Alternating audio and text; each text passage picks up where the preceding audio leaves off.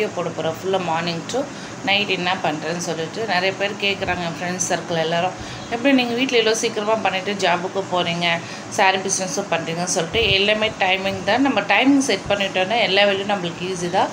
வாங்க வீடியோக்குள்ளே போகலாம். முடிச்சாச்சுங்க. இப்போ நெல்லிக்காய் ஜூஸ் குடிக்க போகிற காலையில் சீடு எடுத்துகிட்டு குட்டி குட்டியாக கட் பண்ணிவிட்டு அதுக்கப்புறம் கொஞ்சம் இஞ்சி துண்டு சேர்த்துக்கிட்டு நல்லா மிக்ஸியில் போட்டு கிரைண்ட் பண்ணிக்கணும். நல்லா கிரைண்ட் பண்ணிடணும். அதில் பாருங்க ஜூஸ் கொஞ்சோண்டு வரும். அதுக்கப்புறம் கொஞ்சம் தண்ணி ஊற்றிட்டு நல்லா கிரைண்ட் பண்ணணும். உப்பு போட்டு குடிங்க, நல்லது. காலையிலே எழுந்தோடனே குளிச்சுடுவேங்க. எப்போவுமே குளிச்சுடுவேன், வீடு பெருக்கிடுவேன். ஸோ இப்போ மொட்டை மாடிக்கு வந்திருக்கேன்.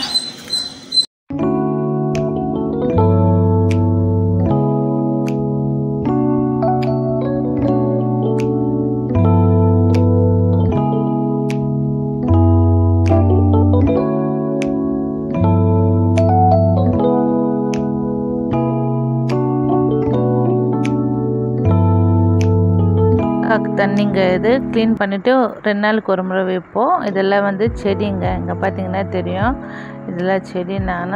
எனக்கு பிடிச்ச செடியெல்லாம் நான் வச்சுருக்கேன். லைனாக காட்டுறேன். இது குட்டி கொய்யா வந்திருக்கு. குட்டி செடியில் இந்த ரோஸ் 5 வருஷமாக இருக்குங்க. அழகாக பூத்துருக்கு பாருங்கள். இப்போ நான் டிஃபன் பண்ண வந்திருக்கேன். தோசை மாவு, தோசை சுட்டுட்டு சந்தைக்கு போயிட்டு எல்லாம் வாங்கிட்டு வந்தாச்சு. மட்டன் பிரியாணி.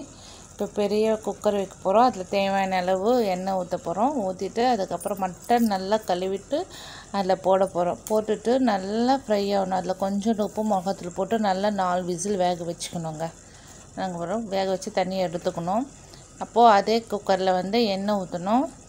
எண்ணெய் ஊற்றிட்டு நல்லா சூடாகணும். சூடாகணுன்னே 5 சைஸ் வெங்காயம், பெரிய வெங்காயம் 5 சைஸாக கட் பண்ணிக்கிட்டு அதில் நல்லா போடணும். நல்லா ஃப்ரை ஆகணும். அப்படியே ஒரு மாதிரி ப்ரௌன் கலரில் வரணும். புதினா, 4 தக்காளி, இஞ்சி பூண்டு. இப்போ சிக்கனுக்கு கறிவேப்பிலை போட்டிருக்கேன் பக்கத்தில். அதே மாதிரி சிக்கன் ஃப்ரை அதை கறிவேப்பிலை ஃப்ரை ஆனோடனே 4 வெங்காயம் நல்லா சாப் பண்ணி அதில் போட்டிருக்கேன். சிக்கனும் செய்ய போகிறேன் பக்கத்தில். ஸோ ஃப்ரை ஆனோடனே இப்போ ஃப்ரை ஆகிட்டு விட்டுடலாம். நல்லா கலரிட்டு விட்டுருந்தாங்க. இப்போ பிரியாணிக்கு பாருங்கள் வெங்காயம் இதாகிடுச்சு. இப்போ இஞ்சி பூண்டு பேஸ்ட்டு அரைச்சது 2 கைப்பிடி போட்டிருக்கேன். இஞ்சி பூண்டு பேஸ்ட்டு போட்டோடனே இப்போ சிக்கனுக்கு 2 தக்காளி சாப் பண்ணி போட்டிருக்கேன். இஞ்சி பூண்டு போட்டிருக்கேன். நல்லா ஃப்ரை பண்ணிடணும். அதில் பார்த்திங்கன்னா தேவையான உப்பு ஆட் பண்ணியிருக்கேன். இதில் பிரியாணிக்குங்க 4 தக்காளி சொன்னால அது புதினா நல்லா போட்டு கலரி விட்டுடணும். நல்லா ஸ்லோவில் வச்சு நல்லா கலரை விட்டுடணும். அதுக்கப்புறம் பிரியாணிக்கு கொஞ்சம் சிக்கனுக்கு மிளகாத்தூள், கரம் மசாலா. இப்போ பிரியாணிக்கு கரம் மசாலா போட்டிருக்கேன்.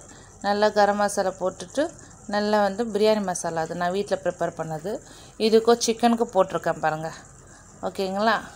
இப்போ வேக வச்ச மட்டன் நம்ம பிரியாணி செய்கிறோம்ல அதில் குக்கரில் போட்டு நல்லா கலரி விட்டுடணும். இப்போ சிக்கனும் போட்டுட்டேன் அந்த பக்கத்தில். அதில் கொஞ்சம் மஞ்சள் தூள் போட்டு அதையும் கலரி விட்டுடணும். பிரியாணிக்கு 1 கிளாஸுக்கு 2 கிளாஸ் தண்ணி, பாஸ்மதி ரைஸு. நான் 2 கிளாஸ் போட்டேன். தேவையான அளவு 1 கிளாஸுக்கு 2 கிளாஸ் போடணுங்க. நான் 2.5 கிளாஸ் போட்டேன். அதுக்கு தேவையான அளவு போட்டு இப்போ தயிர் ஊற்றுறேன் பிரியாணிக்கு. தயிர் ஊற்றிட்டு நல்லா மிக்ஸ் பண்ணி விட்டுடுறோம். கொதிச்சப்புறம் அரிசியை போடுறோம். அரிசி போட்டுட்டு நல்லா கிண்டி விட்டுடணும். பாசுமதி ரைஸுங்க. நல்லா கிண்டி விட்டுட்டு நல்லா தண்ணி ஃபில்டர் பண்ணி விட்டுடணும். இப்போ சிக்கன் பாருங்கள், சிக்கன் நல்லா வெந்துடுச்சு. இதுவும் கொதி வந்துடுச்சு பிரியாணி. நல்லா இங்கே பாருங்கள். குக்கர் போட்டு மூடிட்டேன். ஃபாஸ்ட்டாக வச்சுட்டா 3 விசில் வந்தோடனே ஆஃப் பண்ணிடணும். பிரியாணி சிக்கனும் ரெடி ஆகிடுச்சு. இப்போ அந்த டைமில் நான் என்ன பண்ணேன், சாமான்லாம் வதக்கிட்டேன். சிக்கன் பாருங்கள் அவ்வளோ பிளாக்காக பெப்பரெல்லாம் போட்டு லாஸ்ட்டில் பெப்பர் தூவிடணும். கொஞ்சோண்டு தூவிட்டு இந்த மாதிரி வருங்க ஆச்சுங்களா. அந்த டைமில் சாமான்லாம் கழுவி கொஞ்சம் கிச்சனும் க்ளீன் பண்ணியாச்சு.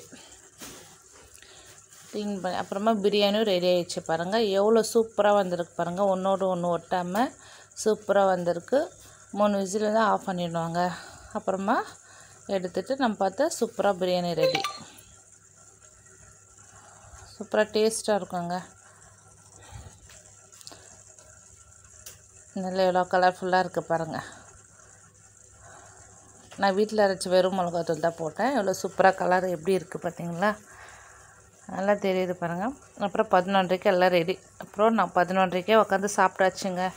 பிரியாணி, சிக்கன் ஃப்ரை, தயிர் சாப்பிட்டுட்டோம். அதுக்கப்புறம் வந்து சாப்பிட்டு முடிச்சுன்னா கொஞ்சம் ஒரு 10 நிமிஷம் பேசணும். இங்கே பாருங்கள் எவ்வளோ உதிரியாக வந்திருக்கு.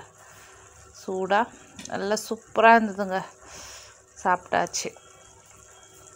ஃபேமிலியோடு உட்காந்து லீவ் இல்லைங்களா, சண்டே எல்லாம் ஜாலியாக என்ஜாய் பண்ணிட்டு பேசிட்டு எல்லாம் உட்காந்து சாப்பிட்டு முடிச்சோடனே லுங்கு வாங்கிட்டு வந்தோம் இல்லைங்களா. அது லுங்கு வாங்கிட்டு வந்தோம். அதை நாங்கள் பாருங்கள் என் பொண்ணு தான் ஒழிக்கிறான். இந்த பீலெல்லாம் எடுத்துட்டு கழுவிட்டு இந்த மாதிரி ஐஸ் ஆப்பிள் சொல்லுவாங்க இங்கிலீஷில். இந்த மாதிரி வச்சுருவேன். எல்லாம் க்ளீன் பண்ணி வச்சுட்டு அதுக்கப்புறம் குட்டி குட்டியாக வந்து அப்படியே நம்ம கையிலே ஸ்மாஷ் பண்ணணும். லுங்கு ஜூஸ் பண்ணிகிட்ருக்கோம். இங்கே பாருங்கள் நல்லா க்ளீன் பண்ணிவிட்டு தண்ணியில் கழுவுனாங்க. நல்லா க்ளீன் பண்ணிவிட்டு ஃபுல்லாக அந்த இது தோல் இல்லாமல் பீல் இல்லாமல் நல்லா கையிலே ஸ்மாஷ் பண்ணணும். மிக்சிலையோ எதுலேயுமே போடக்கூடாது, கையில் தான் நம்ம பண்ணணுமே. எல்லாம் லுங்குங்க எப்படி இருக்குது பாருங்கள். நல்லா ஸ்மாஷ் பண்ணிடணும். ஸ்மாஷ் பண்ணிவிட்டு இங்கே பாருங்கள் நல்லா வலிக்கு ஸ்மாஷ் பண்ணிவிட்டு அதுக்கு தேவையான என்னென்ன சொல்கிறேன், காய்ச்சி ஆற வச்ச ஃப்ரிட்ஜில் வச்ச பால், ஃப்ரிட்ஜில் வைக்கலான்னாலும் ஓகே உங்கள் இஷ்டம். அதுக்கப்புறம் சுகர் வந்து 1/4 கப் எடுத்திருக்கேன். ஐஸ் க்யூப் வந்து ஒரு 4-5 எடுத்திருக்கேன். நுங்கு, அவ்வளோதாங்க. சூப்பராக இருக்கும் ஜூஸு. இங்கே பாருங்கள் நல்லா பண்ணிவிட்டு இந்த பெரிய பாத்திரத்தை ட்ரான்ஸ்ஃபர் பண்ணிவிட்டு லுங்கை வந்து ட்ரான்ஸ்ஃபர் பண்ணோடனே ஆற வச்ச பால் எடுத்து இதில் ஊற்றுறேன். நான் பசும் பால் தாங்க, நீங்கள் பேக்கெட் பால் ஊற்றுனா இன்னும் டேஸ்ட்டாக இருக்கும். நான் பசும் பால் காய வச்சு ஆற வச்சது ஊற்றுறேன். அதுக்கப்புறம் வந்து தேவையான அளவு வந்து சுகர் 1/4 கப்பு போடுறேன் பாருங்கள். 1/4 கப்பு போட்டுட்டு அதுக்கப்புறம் வந்து நல்லா இங்கே இருக்குது மீதி வந்து ஐஸ் க்யூப் இருக்குது. ஐஸ் க்யூப் வந்து குட்டி குட்டியாக இருக்குது இல்லைங்களா, அது போட்டுட்டு நல்லா வந்து கலந்துடணும். அப்புறம் ஐஸ் க்யூப் நல்லா மிக்ஸ் பண்ணிவிட்டு நம்ம வந்து குடித்தா சூப்பராக இருக்குங்க. டைம் பார்த்திங்கன்னா ஈவினிங் 6:20. ஸோ இன்றைக்கி வந்து ஆல்மோஸ்ட் நைட் வேலையும் எப்பயும் முடிச்சிட்டேன். இங்கே பாருங்கள் க்ளீன் பண்ணியாச்சு, பாத்ரூம் கழுவியாச்சு, எவ்வளோ க்ளீனாக இருக்குது பாருங்கள். இந்த வீடியோ பிடிச்சிருந்தால் லைக் பண்ணுங்கள், சப்ஸ்கிரைப் பண்ணுங்கள். நன்றி, வணக்கம்.